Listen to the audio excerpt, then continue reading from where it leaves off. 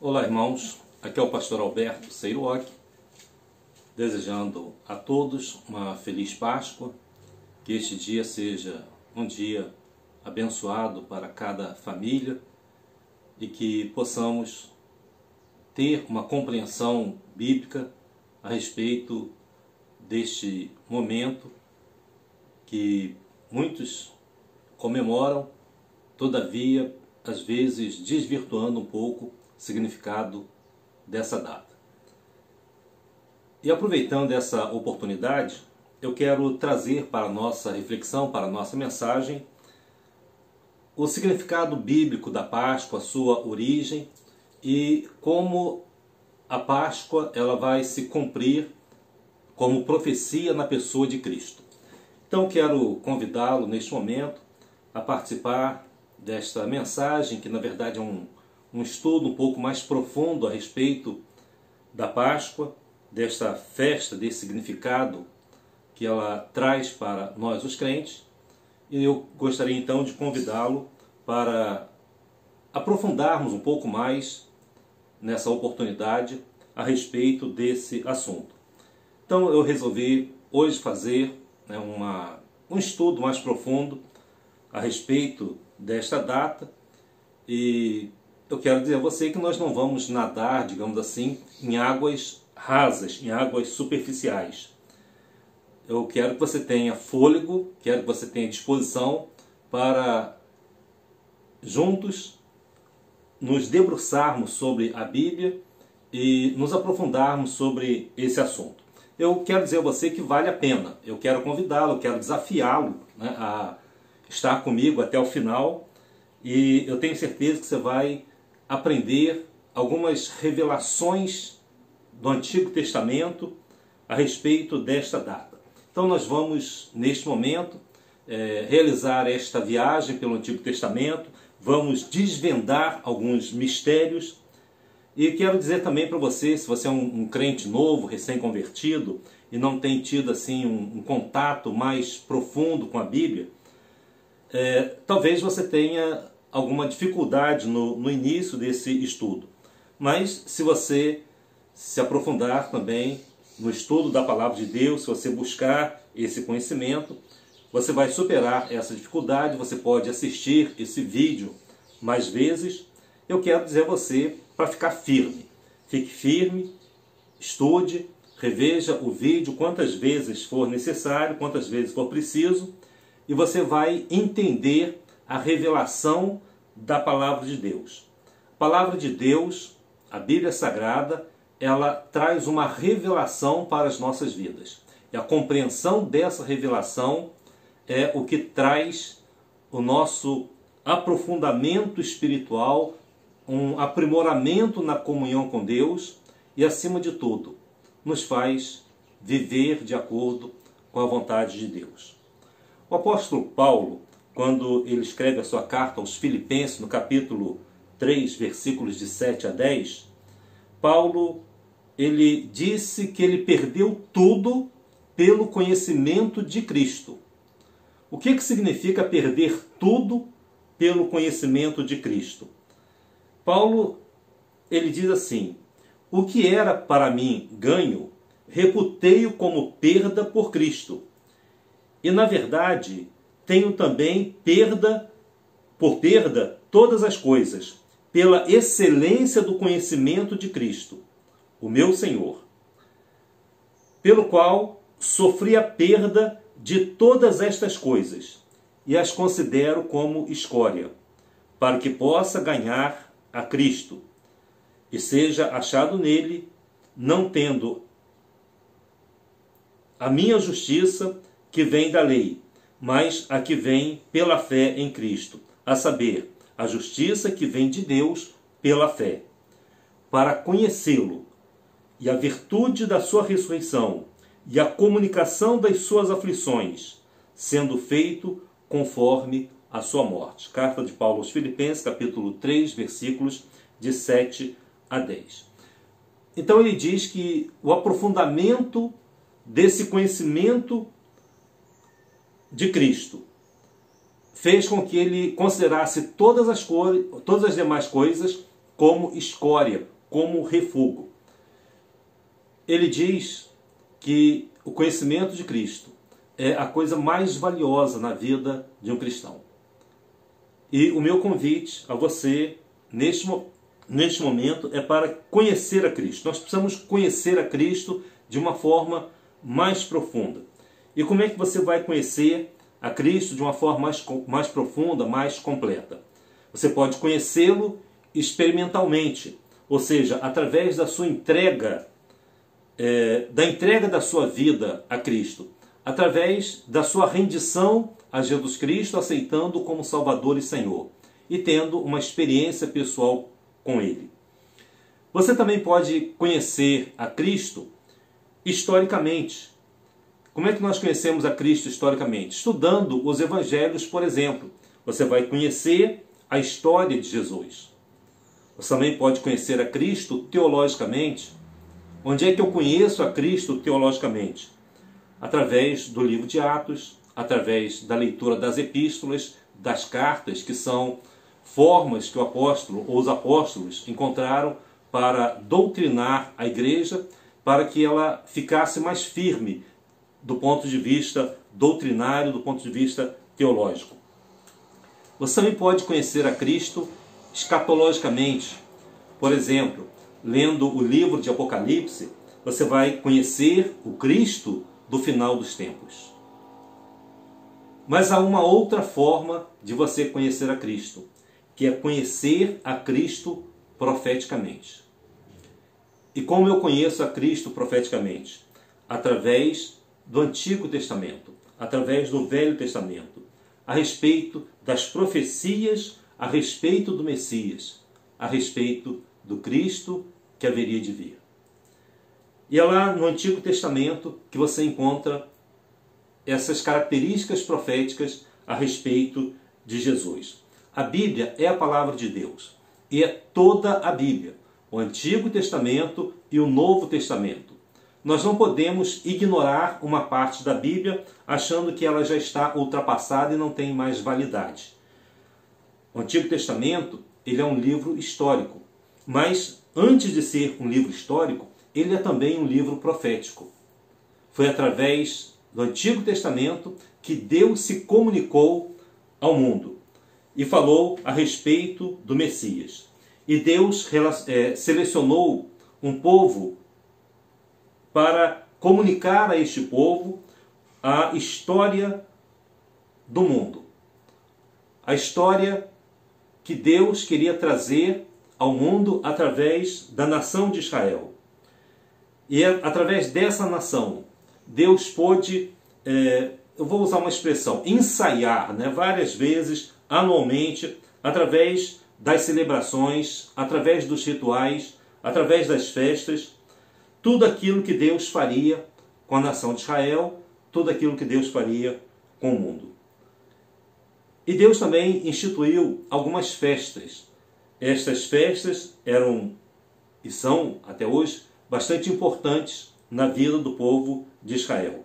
Eram festas específicas. E eles deveriam comemorar isso anualmente, como uma ordenança duradoura, como uma pregação profética daquilo que o Messias haveria de vir. Essas festas, elas têm um caráter messiânico. E uma dessas festas é a festa da Páscoa.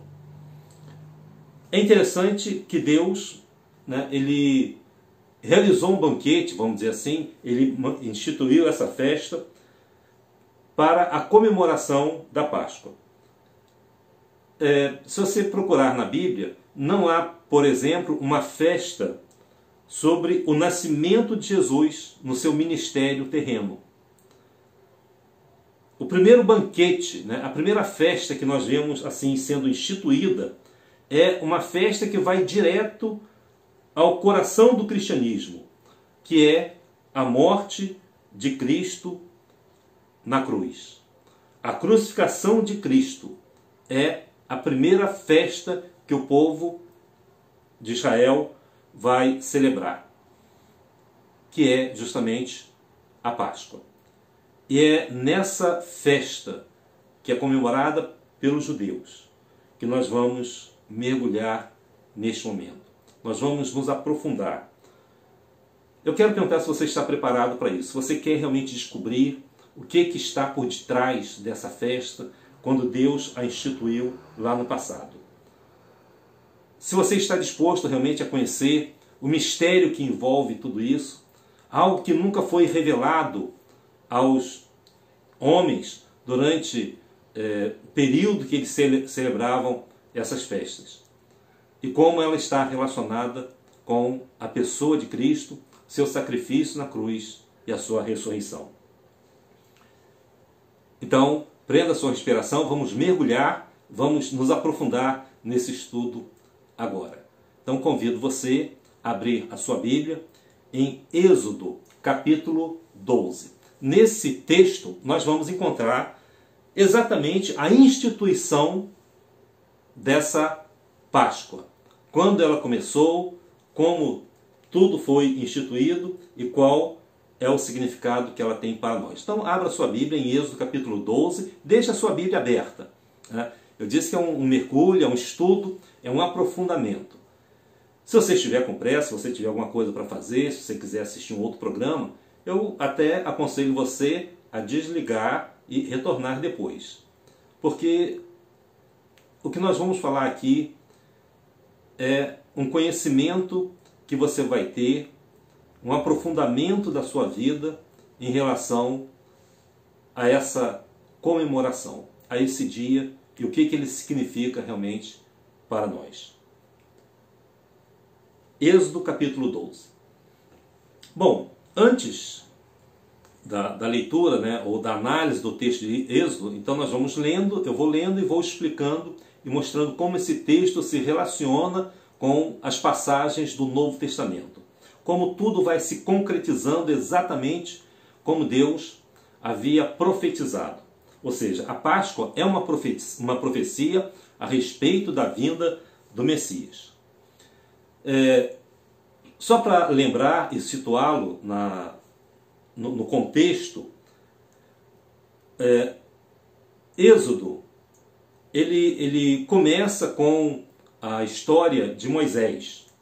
Mas antes de Moisés, o livro de Gênesis termina dizendo que o povo de Israel estava no Egito. Eles foram para o Egito por causa da fome, se encontraram com José, José leva toda a sua família para lá, e eles então são protegidos por José e passam a viver no Egito. E a nação de Israel, ela já estava há 430 anos no Egito. E enquanto José estava vivo, estava tudo bem. Ele dava proteção à sua família, a todos os seus parentes. Só que as gerações posteriores de israelitas acabaram se tornando um povo muito populoso, e os egípcios ficaram com medo desse crescimento numérico do povo de Israel. E eles então resolveram escravizá-los. Ou seja, o povo que havia sido convidado para estar no Egito cresceu e agora se torna escravo dos egípcios. E passado esse período de 430 anos, à medida em que o cativeiro egípcio estava se tornando mais duros, mais exigentes, onde eles procuravam sacrificar, inclusive, os filhos das hebreias para que eles não crescessem mais, o clamor, o grito, as orações desse povo chegou até os céus. E a Bíblia diz que Deus então se lembrou das promessas que havia feito aos seus pais, as promessas feitas a Abraão, Isaque e Jacó, de que aquele povo seria uma grande nação, teria sua terra própria. E assim Deus levantou Moisés. Moisés foi o grande líder chamado por Deus para liderar o povo para sair do Egito. Mas isso não foi uma tarefa fácil.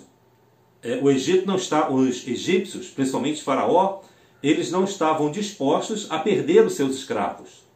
mão de obra gratuita, mão de obra escrava. E quando Moisés diz a Faraó que iria levar o seu povo, simplesmente o coração de Faraó fica endurecido e ele quer manter os israelitas escravizados. E assim foi, através da intervenção divina, uma série de pragas são proferidas contra o Egito, e ainda assim Faraó não cedeu. Finalmente, na 10ª praga, que foi a morte dos primogênitos, antes dessa 10ª praga, Deus ele vai instituir a Páscoa.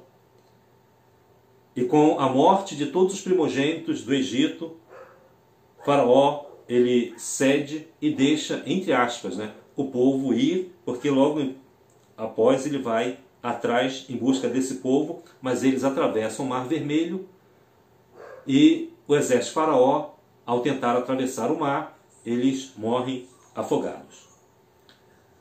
É interessante que nesse cenário, o Egito ele estava sob o controle de Faraó. E aí nós podemos fazer, inicialmente, algumas relações com o mundo de hoje. O Egito dominava o mundo. E a saída do Egito, ela representa a salvação de Deus em relação ao seu povo, em relação aos crentes que confiam nele. Então, da mesma forma como o Egito estava sob o domínio de Faraó, a Bíblia diz que o mundo ele está sob o domínio de Satanás. Na primeira carta de João, capítulo 5, versículo 19, diz: sabemos que somos de Deus e que todo mundo está no maligno. Nós oramos por transformações na sociedade, oramos por transformações no mundo, mas nós sabemos que quem domina este mundo é o maligno, é Satanás. A sua malignidade, a sua maldade está em todas as instituições que você possa pensar, inclusive dentro da igreja. Então, todas as instituições, elas sofrem essa influência satânica. Esse é um sistema de escravidão. Da mesma forma como os israelitas estavam escravizados no Egito, o diabo também ele nos aprisiona, ele nos prende, ele nos escraviza. É por isso que João 8,34, Jesus diz o seguinte: em verdade vos digo que todo aquele que comete pecado é servo do pecado, é escravo do pecado.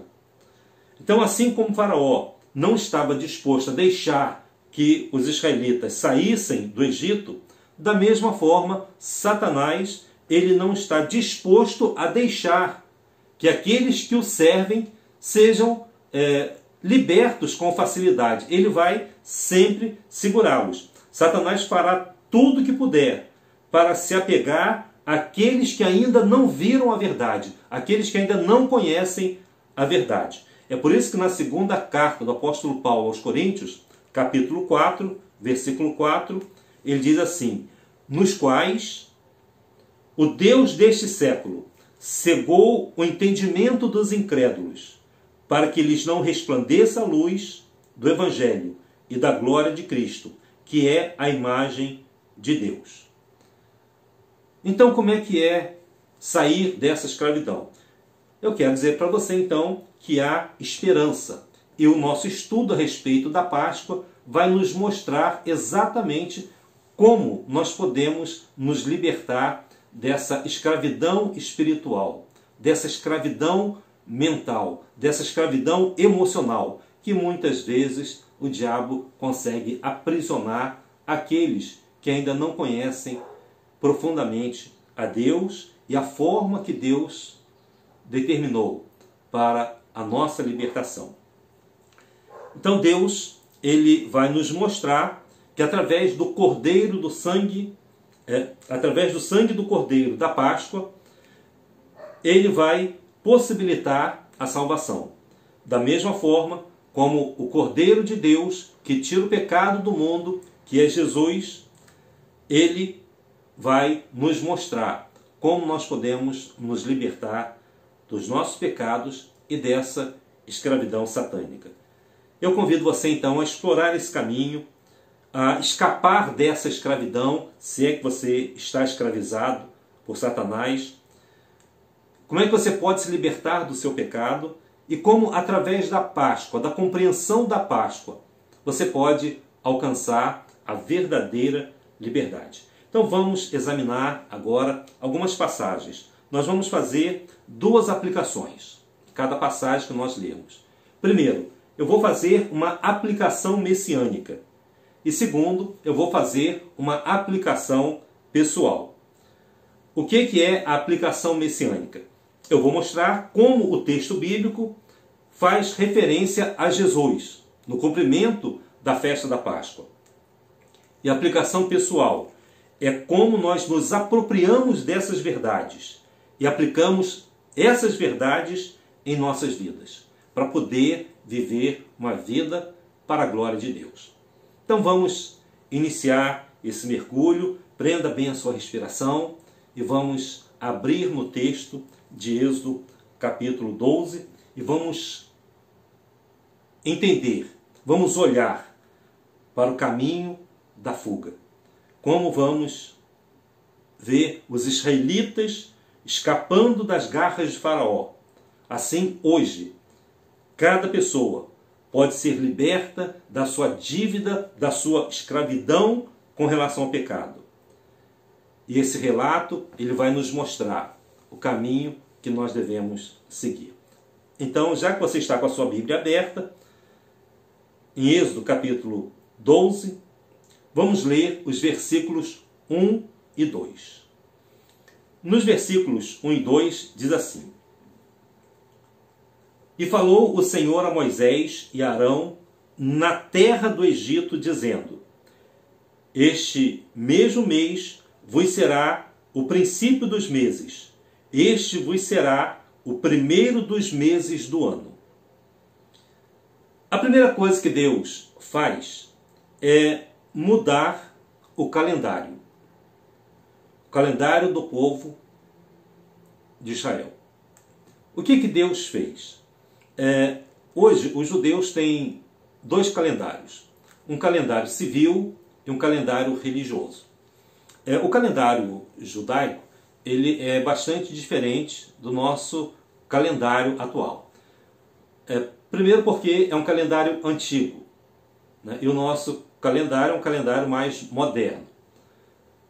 E o calendário judaico, ele é baseado, é o que nós chamamos de calendário lunar. Ou seja, os dias, os meses vão sendo contados através dos ciclos da lua. A cada lua nova que entra, se completa um mês. E o calendário judaico, então, ele tem os meses com 30 dias. É um calendário lunar. O nosso calendário atual é um calendário solar. Então nós temos, por exemplo, meses com 30 dias e meses com 31 dias. E temos também um mês com 28 dias e a cada 4 anos ele tem 29 dias. Porque um ano tem 365 dias e 6 horas. Essas 6 horas, a cada 4 anos, vai dar um dia. E esse dia, então, ele é acrescido no mês de fevereiro, como o dia 29 de fevereiro. Os meses do ano, no calendário judaico, eles começavam, na verdade, em setembro e outubro. Setembro, né, em relação ao nosso mês, eles tinham esse calendário com 12 meses e cada mês com 30 dias. Havia uma compensação posterior, onde eles faziam 2 meses repetidos para ver a compensação desses dias que estavam faltando. Mas não é sobre o calendário civil, nem o calendário religioso que eu quero falar. Eu quero falar sobre essa mudança do calendário, quando Deus diz lá em Êxodo 12, este mês vos será o princípio dos meses. Bom, em qual mês que eles estavam? Eles estavam no 7º mês. E esse mês, ele é descrito lá no Antigo Testamento, ele é chamado de Nissan. Não tem nada a ver com as revendedoras de automóveis, né? Nissan ou Aviv, lá no Oriente, corresponde ao mês, né? Corresponde aos meses de março e abril. Lembrando também que aqui para nós é o outono e lá para eles é a primavera. Então há essa diferença também com relação às estações do ano. Bom, o que Deus fez? Deus disse, olha, eu vou mudar a contagem dos meses. O 7º mês passará a ser o 1º mês. E Deus então vai instituir um calendário religioso. Esse calendário religioso é um calendário profético. Ou seja, aquilo que Deus diz nesse calendário é o que vai se cumprir literalmente, exatamente com os detalhes daquilo que ele falou. E a Páscoa, ela é instituída dentro desse calendário profético. Ou seja, aquilo que Deus está falando, na verdade, se constitui numa profecia messiânica. Então Deus muda o calendário de Israel para tornar este mês, o mês de Nissan, o 7º mês, como sendo o 1º mês. E o que significa isso? Significa que Deus, ao mudar esse calendário, ele também está mudando o ponto de vista espiritual das pessoas. Ou seja, tudo agora vai começar na Páscoa.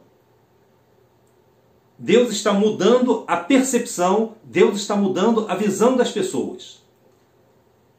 O mês, dentro do calendário civil, ele chamava-se Tishrei. Tishrei era o início do ano. Nissan era o 7º mês. Agora, Nissan passa a ser o 1º mês do ano e o calendário começa a ser contado a partir do 7º mês. Por que Deus fez isso? Para mudar exatamente o ponto de vista espiritual das pessoas. Tudo agora começa no 7º mês. Tudo agora vai começar na Páscoa. Essa é a mensagem. Quando alguém crê em Jesus como sendo o Cordeiro que foi sacrificado por nossos pecados, eles nascem de novo. Eles se tornam uma nova criação, uma nova criatura. É o começo de uma nova vida. É o começo de algo totalmente diferente, porque você vai nascer agora como filho de Deus. Nasce como filho de Deus não por criação, mas por redenção. E tudo começa aqui. É o que Deus quer enfatizar para cada um de nós. Você já experimentou isso? Você já experimentou essa nova vida com Cristo? Você tem essa nova vida? Ou seja, a sua vida ela já teve esse recomeço, essa reconstrução? Então Deus muda essa perspectiva. Continuando lá em Êxodo capítulo 12, versículo 3. Ele diz assim: falai a toda a congregação de Israel, dizendo, aos 10 deste mês, tome cada um para si um cordeiro, segundo as casas dos pais, um cordeiro para cada família. Qual é o dia que eles deveriam pegar o cordeiro? No dia 10 daquele mês. Então, no dia 10 de Nissan, eles deveriam pegar aquele cordeiro, um para cada família. Esse versículo mostra que a Páscoa ela vai afetar a todas as pessoas. Toda a comunidade de Israel tinha que estar envolvida. Não eram apenas algumas pessoas, mas todo o povo, como nação, cada homem tinha que levar um cordeiro para a sua casa. E Deus não tinha um outro plano, um plano B, para libertar o povo de Israel do Egito. O caminho que ele havia traçado tinha que ser seguido através de ato de obediência. Então esse novo caminho que Deus vai instituir, nós vemos que nesse processo, a obediência à palavra de Deus é uma questão de vida ou morte. Então, no dia 10 de Nissan. Ora, o que tem isso a ver com Cristo?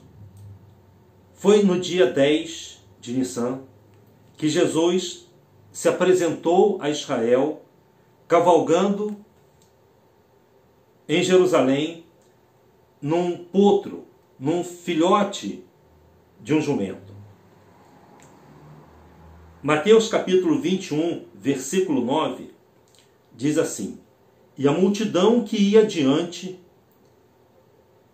e a que seguia clamava dizendo: Hosana ao filho de Davi, bendito o que vem em nome do Senhor, Hosana nas alturas. Nesse dia que Jesus entra em Jerusalém, 10 de Nissan, ele se apresenta ao povo como sendo o Messias, o Filho de Deus, o Filho de Davi. E todos clamavam em alta voz: Hosana, Hosana ao Filho de Davi, bendito o que vem em nome do Senhor.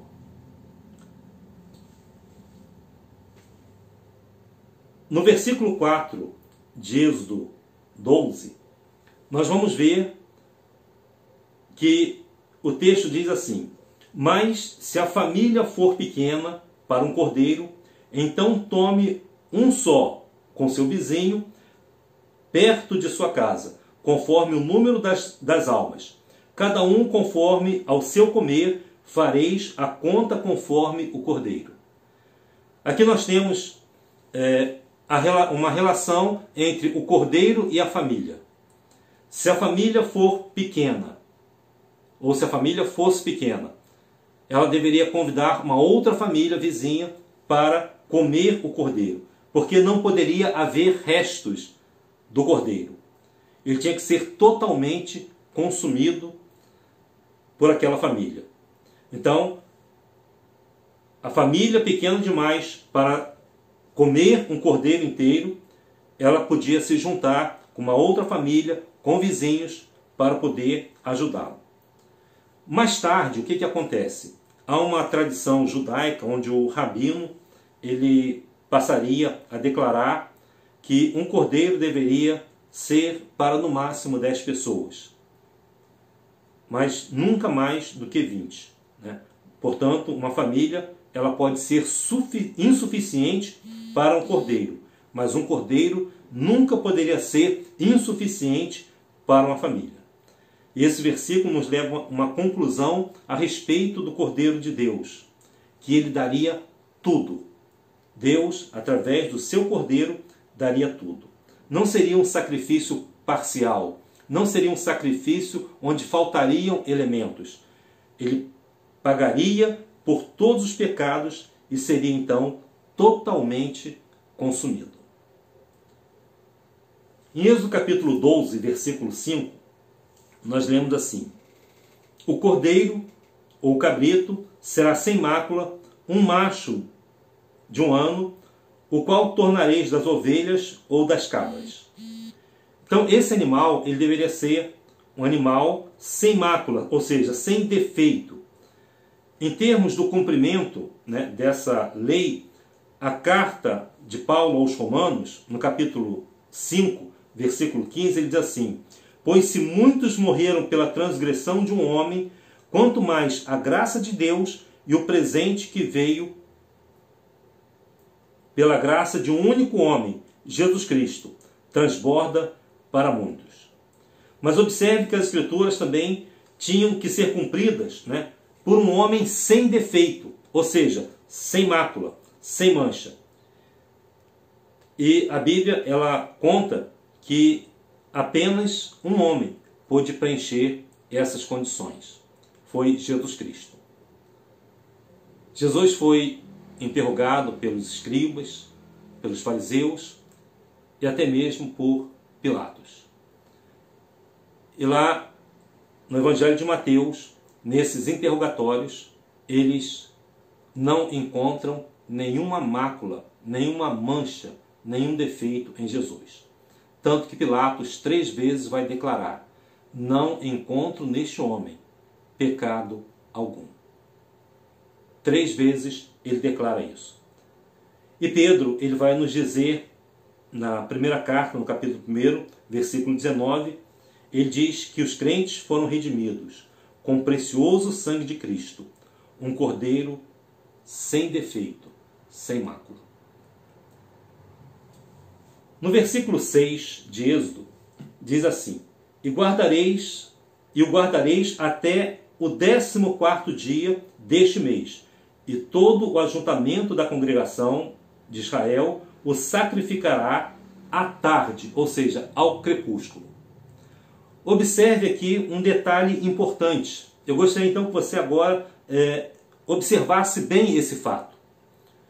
Quando Êxodo 6 diz que ele deveria ser guardado até o 14º dia, ou seja, as pessoas deveriam pegar aquele cordeiro, ficar vigiando o cordeiro. Ele não podia ficar doente, se ele ficasse doente ele teria que ser trocado. Ele não poderia morrer nesse período, se ele morresse também a família deveria apresentar outro cordeiro. Do dia 10 até o dia 14 era um período de observação. E nessa observação, o cordeiro, não apresentando nenhuma mácula, nenhum defeito, nenhuma mancha, nenhuma doença, ele então seria sacrificado. E ele seria morto ao crepúsculo. Um comentário da Bíblia, ele diz que o crepúsculo ocorre entre o declínio do sol e o pôr do sol. Ou seja, a partir das 15 horas até às 18 horas. Ou seja, de 3 da tarde às 6 da tarde. Em cumprimento a essa profecia, Jesus ele vai ser sacrificado no dia 14. Ou seja, no cumprimento direto dessa profecia, exatamente às 15 horas, enquanto aquela nação de Israel estava iniciando o processo de matar os seus cordeiros,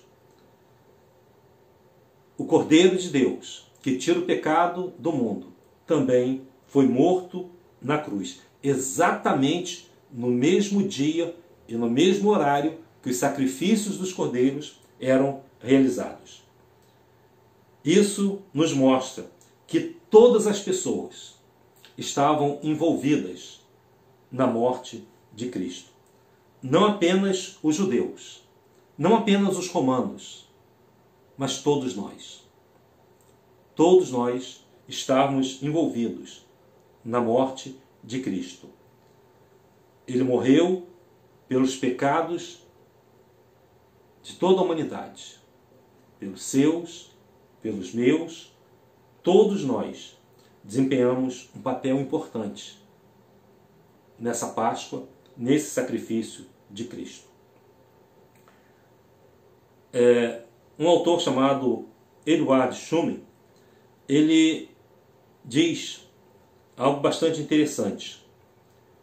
Ele diz assim: no 14º dia de Nissan, na 3ª hora do dia, ou seja, às 9 horas da manhã, o sumo sacerdote, ele pegaria o cordeiro, subiria até o altar para poder amarrá-lo no altar. E foi exatamente nesse mesmo dia e nessa mesma hora que Jesus foi pregado numa cruz. Marcos capítulo 15, versículo 25, ele nos dá exatamente esse horário. E diz assim: e era a hora terceira, e o crucificaram. A hora terceira equivale às 9 horas da manhã. 9 horas da manhã, quando o sumo sacerdote estava amarrando os cordeiros no altar para serem sacrificados. 9 horas da manhã, Jesus estava sendo pregado numa cruz. Amarrado a esta árvore, amarrado na cruz. Pregado na cruz. Esse cordeiro então ficaria amarrado até as 15 horas, até as 3 horas. Porque Êxodo 6 diz: e todo ajuntamento da congregação de Israel o sacrificará à tarde, ao crepúsculo. Ou seja, às 15 horas. O crepúsculo ele vai de 3 às 18 horas. De 3 horas da tarde, né, das 15 horas da tarde, até às 18 horas. Então, das 15 às 18 seria o período do crepúsculo. E o momento dos sacrifícios dos cordeiros, que estavam amarrados no altar, se iniciava às 15 horas.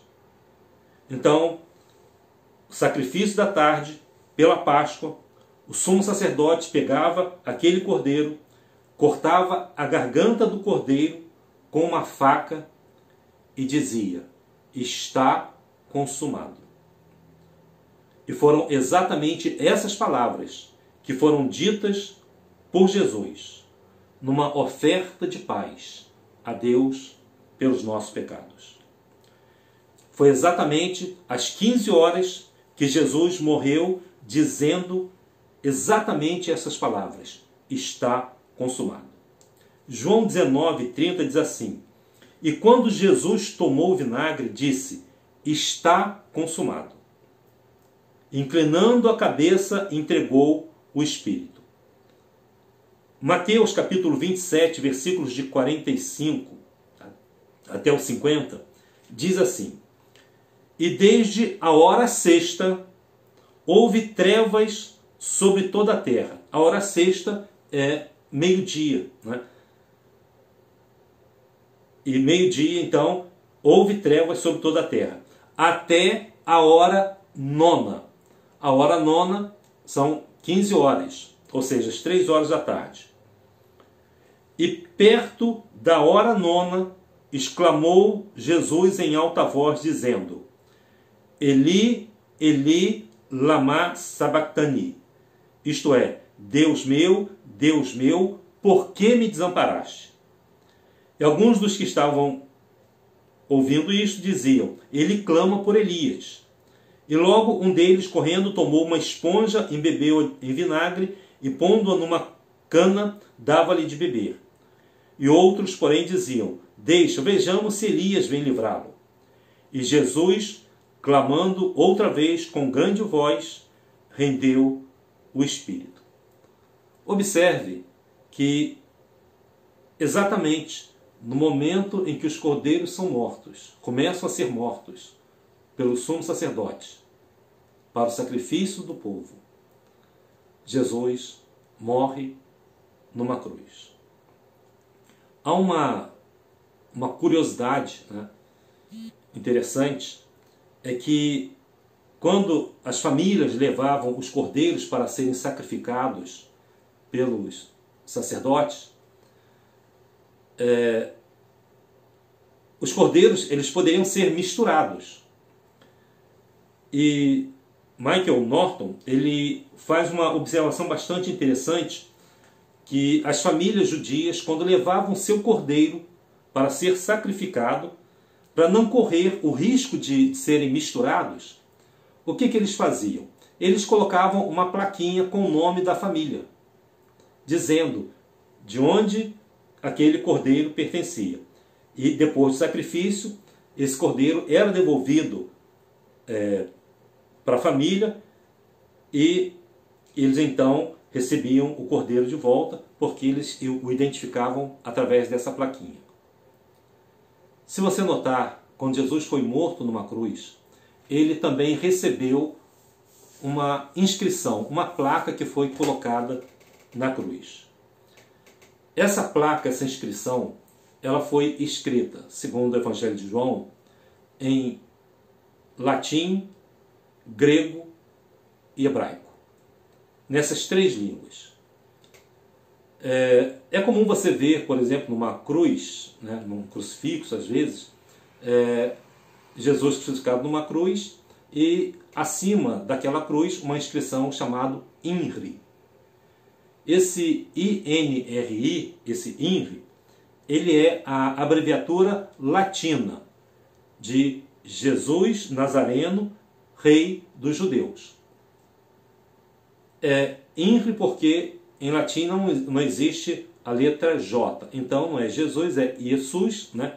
Nazareno, Rei dos Judaios, ou seja, judeus. Também foi escrito em grego. E também foi escrito em hebraico. A inscrição que estava lá na cruz, em hebraico, ela trazia a seguinte inscrição: Yod, Re, Vav, Re. São 4 letras hebraicas que equivalem ao que nós chamamos de tetragrama, que era exatamente o significado de Jesus Nazareno, Rei dos Judeus, em hebraico.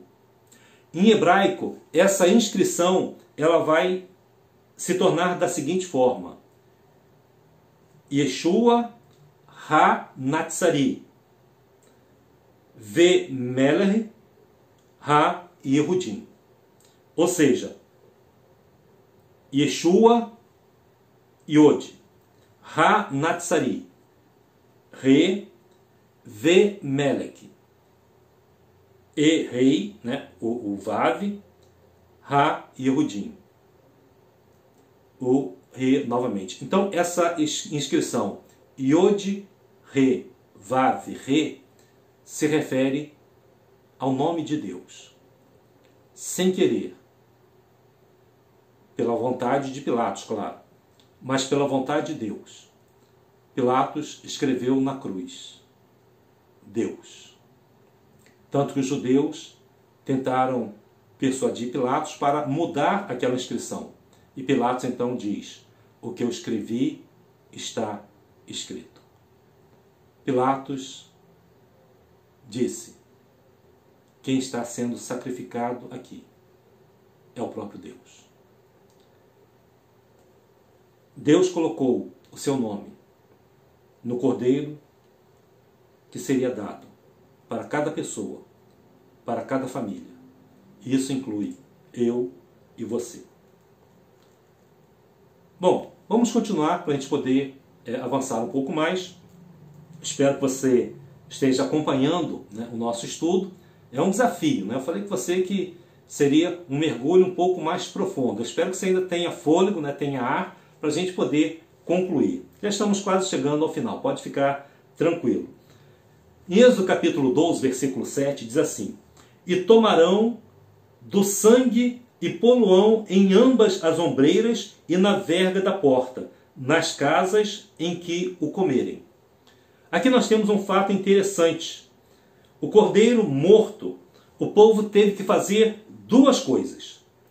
Primeiro, eles tiveram que pegar o sangue daquele cordeiro e colocar nos batentes da porta. Ou seja, cada casa, cada entrada da casa deveria colocar o sangue daquele cordeiro nas vergas e do lado das portas das casas. Então você imagine o seguinte: eles deveriam colocar lá na parte de cima, né, uma marca com sangue. Deveriam colocar de um lado outra marca do sangue e do outro lado outra marca de sangue. Se você observar, né, uma marca lá em cima e duas marcas do lado representa exatamente o sinal de uma cruz. Naquele momento, sem saber ainda que Cristo morreria numa cruz, o povo já estava dizendo: que apenas o sangue derramado na cruz seria suficiente para protegê-lo. E quem colocasse esse sangue na porta, nessa forma, né, em cima e dos lados, é que receberiam a proteção de Deus. Estariam protegidos pelo sangue derramado na cruz. Era um ato de fé. Eles não entendiam muito bem ainda como seria o sacrifício do Messias. E aqueles que fizeram isso, quando o anjo da morte passou naquela noite pelo Egito, aquela casa que pela fé havia colocado e aplicado esse sangue, teve seus primogênitos preservados. Aqueles que não creram, aqueles que rejeitaram esse aviso de Deus, aqueles que não quiseram seguir esse caminho, na manhã seguinte estavam aos prantos, porque seus primogênitos, não apenas o filho da família, mas também os primogênitos dos animais e até mesmo dos servos, todos eles estavam mortos, porque não receberam a proteção do sangue. Em João capítulo 6, versículos de 53 a 54, Jesus diz assim: em verdade vos digo que, a menos que comam a carne do Filho do Homem e bebam o seu sangue, não terão vida em si mesmos. Come minha carne e bebe o meu sangue. Aquele que come tem a vida eterna, e eu o ressuscitarei no último dia. Quando Jesus diz essas palavras, ele está falando então do segundo ato que eles deveriam fazer, que era comer a carne daquele cordeiro. Deveriam aplicar o sangue e deveriam comer aquele cordeiro. E Jesus disse que nós deveríamos também comer da sua carne e beber do seu sangue para termos a vida eterna. É claro que essa expressão não deve ser tomada como expressão literal, ou seja, não é um ato de antropofagia. São expressões que vão indicar que nós precisamos nos alimentar do Cristo e da sua palavra. A palavra de Deus é o próprio Deus se manifestando a nós. E quando você lê a Bíblia, quando você lê a palavra de Deus, você está se alimentando de Deus, você está se alimentando da sua palavra, você está se alimentando do pão da vida do próprio Cristo. Continuando o versículo 8.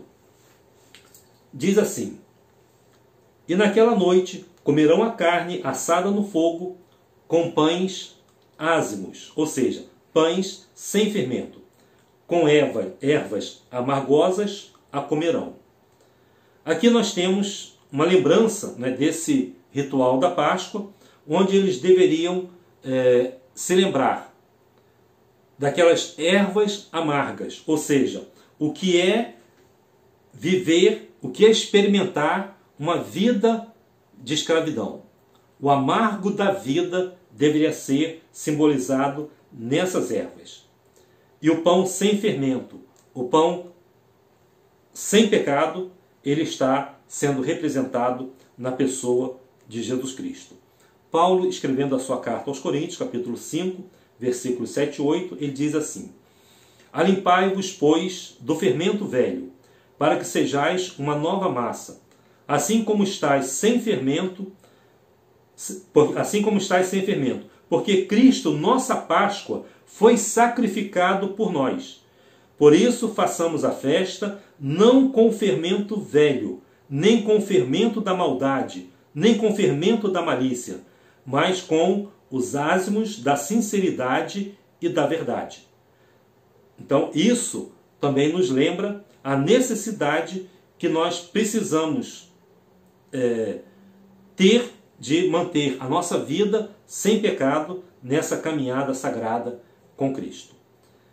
Uma vez liberto da escravidão satânica, do amargor do pecado, você deve experimentar viver uma nova vida sem esse fermento da maldade. Nos versículos 9 e 10, ele diz assim, Êxodo 12, versículos 9 e 10. Não comereis dele cru, nem cozido em água, senão assado no fogo, a sua cabeça com os pés e com a sua fressura, e nada dele deixareis até amanhã, mas o que ficar até amanhã queimareis no fogo. Ou seja, o cordeiro, ele não podia ser comido nem cru, nem cozido. Ele tinha que ser assado no fogo. O que significa esse fogo? O fogo na Bíblia, ele representa sempre o julgamento de Deus. Malaquias capítulo 3, Mateus capítulo 3, versículo 12, João Batista também fala sobre esse fogo. E exatamente o fogo que consumiria o Cordeiro de Deus na cruz. Então, o resgate da nossa vida tinha que ser realizado na cruz e todos os nossos pecados deveriam ser queimados. Então, o fogo da ira de Deus, ele vai recair sobre Jesus. E todos aqueles que depositam a sua confiança em Cristo, a Bíblia diz que aqueles que creram, quem crê no Filho, tem a vida eterna. Mas quem não crê, quem não obedece ao Filho de Deus, não verá a vida. Mas a ira de Deus sobre ele permanece. Quando Cristo, então, entrega a sua vida na cruz, significa que ele está, neste momento, fazendo com que a ira de Deus, o fogo de Deus, consuma os nossos pecados em Cristo Jesus. Se você não crê em Cristo, se você não aceita o sacrifício desse Cordeiro em seu lugar, a Bíblia diz que a ira de Deus permanece sobre você. Ou seja, o fogo queimará a sua vida. Em Êxodo 12, versículo 11, diz para os israelitas as seguintes palavras: Assim, pois, o comereis, os vossos lombos cingidos, os vossos sapatos nos pés e o vosso cajado na mão, e o comereis apressadamente, porque esta é a Páscoa do Senhor. A comemoração da Páscoa para os israelitas, ela foi comida às pressas, porque eles estavam deixando o Egito. E eles iam embarcar numa nova jornada para a terra prometida. E isso tem o seu cumprimento na vida de cada crente no dia de hoje. Também nós devemos perceber, temos que crer que quando participamos da Páscoa de Cristo, nós estamos nos envolvendo numa nova jornada, numa nova vida, numa caminhada completamente nova. Então nós não temos que ficar onde nós estamos. Nós não temos que permanecer onde nós estávamos. Também não temos que ficar com os nossos pensamentos antigos, com as nossas ações mundanas. Nós vamos mudar a nossa vida. Nós estamos nos preparando para sair do estado em que nós estamos para vivermos uma nova vida. As sandálias devem estar nos pés, o cajado deve estar na mão para uma nova vida que nós vamos avançar, que está diante de nós. Essa nova vida você vai encontrar com Cristo. E no versículo 12, ele diz: Eu passarei pela terra do Egito esta noite, e ferirei todo o primogênito na terra do Egito, desde os homens até os animais. E em todos os deuses do Egito farei juízos. Eu sou o Senhor. Então, para aqueles no Egito que não tinham o sangue aplicado na sua casa, Deus derrubaria todo o primogênito, homens e animais. Talvez você pergunte: pastor, mas por que o primogênito? Na Bíblia, o primogênito, geralmente, ele fala do nosso nascimento natural. do nosso nascimento carnal, do nosso nascimento físico, em comparação ao segundo nascimento, que é o nascimento espiritual. É o que nós chamamos de novo nascimento. Isso é visto, por exemplo, nos vários irmãos, né, que são colocados na Bíblia, que têm traços dessa carnalidade. Por exemplo, Caim e Abel. Você vai olhar que Caim, ele não é espiritual, ele é autofocalizado, ou seja, ele pensa em si próprio. Então isso demonstra a carnalidade. E Abel representa a obediência a Deus, a espiritualidade. Ismael e Isaac, por exemplo, onde o primeiro, né, embora primogênito, ele representa exatamente a ausência, né, dessa espiritualidade, ao passo que Isaac, ele é o detentor dessas promessas. Esaú e Jacó, por exemplo, o primeiro é carnal e o segundo é espiritual. Então essas manifestações na Bíblia, elas são vistas com muita tranquilidade, onde os primogênitos normalmente demonstram essa carnalidade. Então, do ponto de vista do nascer de novo, o mundo está sob o julgamento de Deus. Temos uma fuga para ser realizada. Essa fuga é sair do pecado, sair das garras de Satanás, sair do Egito e ir para a presença de Deus. E o primogênito, então, seria morto. No versículo 13 diz assim: e aquele sangue vos será por sinal nas casas em que estiverdes. Vendo eu sangue, passarei por cima de vós, e não haverá entre vós praga de mortandade quando eu ferir a terra do Egito. A proteção das casas estava garantida naquele sangue aplicado. Então, no dia da Páscoa, lá em Êxodo, o anjo da morte veio, passou por todas as casas, onde havia, na moldura da porta, o sangue representando a cruz. Mas a morte chegou para aqueles que não estavam sob o sangue. Observe, irmãos, que a salvação do anjo da morte não se resumia, por exemplo, à dignidade pessoal. O anjo não entrou na casa porque estava vendo que os habitantes daquela casa, eles viviam de forma justa. Eles não foram poupados por causa disso. Simplesmente, se a pessoa acreditasse em Deus, se ele aplicasse o sangue na sua casa, a salvação viria. Então, somente o Cordeiro, ele é digno de dar proteção a cada um de nós. Devemos seguir o caminho da salvação de Deus, não o nosso próprio caminho. E no versículo 14, para finalizar, diz assim: e este dia vos será por memória, e celebrá-lo-eis por festa ao Senhor, nas vossas gerações. O celebrareis por estatuto perpétuo. Deus queria que esse dia fosse celebrado como uma ordenança duradoura pelos filhos de Israel.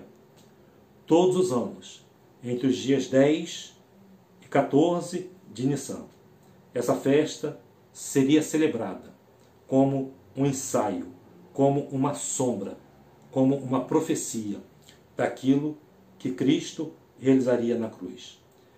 Esse é um indicador da verdadeira Páscoa, que é o Senhor Jesus Cristo, o Cordeiro de Deus que tira o pecado do mundo. Essa foi a declaração de João Batista, que resume a missão do próprio Cristo. Eis o Cordeiro de Deus que tira o pecado do mundo.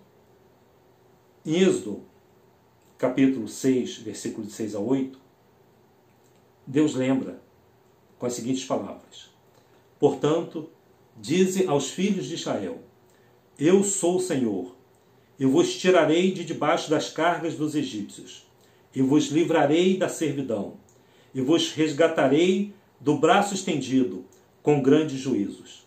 E eu vos tornarei por meu povo, e serei vosso Deus, e sabereis que eu sou o Senhor vosso Deus, que vos tiro de debaixo das cargas dos egípcios. Eu vos levarei à terra, acerca da qual levantei a minha mão, jurando que a daria a Abraão, a Isaque e a Jacó, e vou-la darei por herança, eu, o Senhor. Eu quero então encerrar, né, esse momento. Se você conseguiu, né, se aprofundar nesse mergulho, eu quero parabenizar a você e eu quero que você entenda então que a Páscoa, ela representa exatamente isso para nós. Cumprimento da profecia de Deus, das promessas de Deus para cada um de nós. Quando João, o apóstolo, escreve a sua carta, ele vai então mostrar o quanto é importante guardarmos esses princípios para a nossa vida.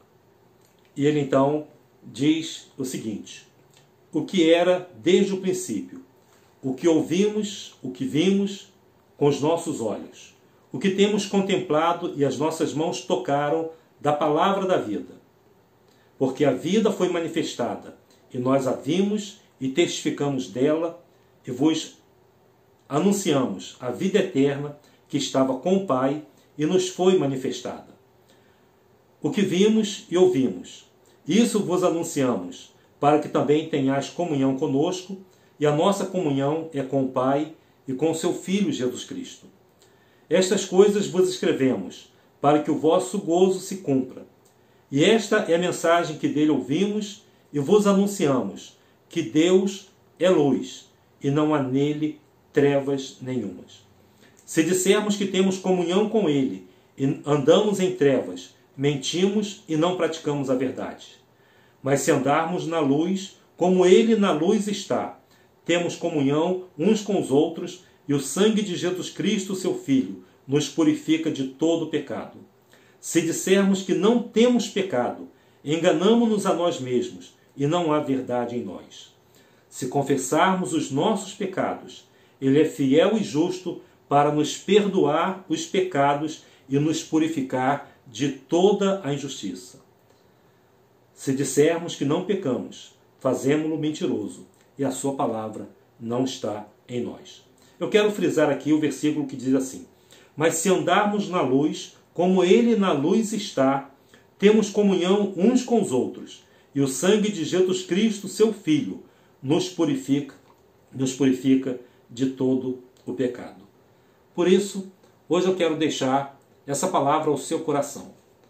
O significado da Páscoa é que quando você tem na sua vida a cobertura através do sangue de Cristo derramado na cruz, o Deus que se entregou por nós, você está protegido.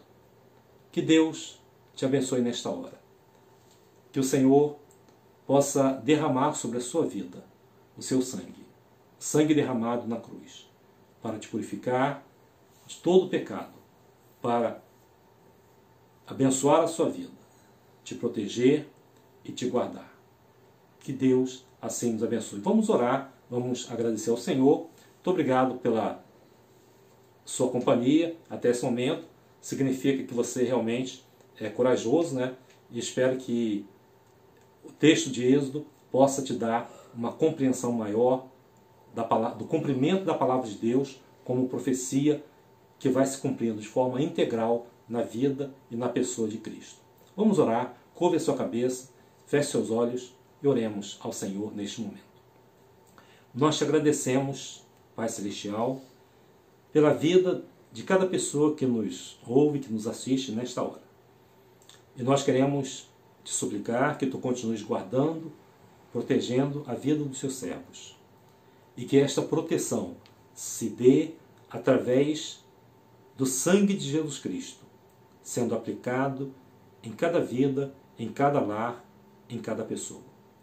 Que neste momento, Senhor, estas vidas possam estar sendo libertas do Egito sendo libertas da escravidão, do pecado, e possam estar buscando a obediência à Tua palavra, para que a Páscoa se cumpra na vida de qualquer um, de todos nós, e de qualquer pessoa que entrega a sua vida nas mãos do Senhor. Nós te pedimos, ó Deus, que neste momento estas vidas sejam tomadas em Tuas mãos e sejam guardadas por Ti. Que através da fé no Cordeiro de Deus, que tira o pecado do mundo, possam ser resgatados das mãos do mal e sejam trazidos para a Tua presença. Que recebam a Tua graça, a Tua bênção e a Tua proteção. É o que nós te rogamos e te agradecemos em nome de Jesus. Amém. Que Deus assim te abençoe e até o próximo encontro, se o Senhor assim permitir.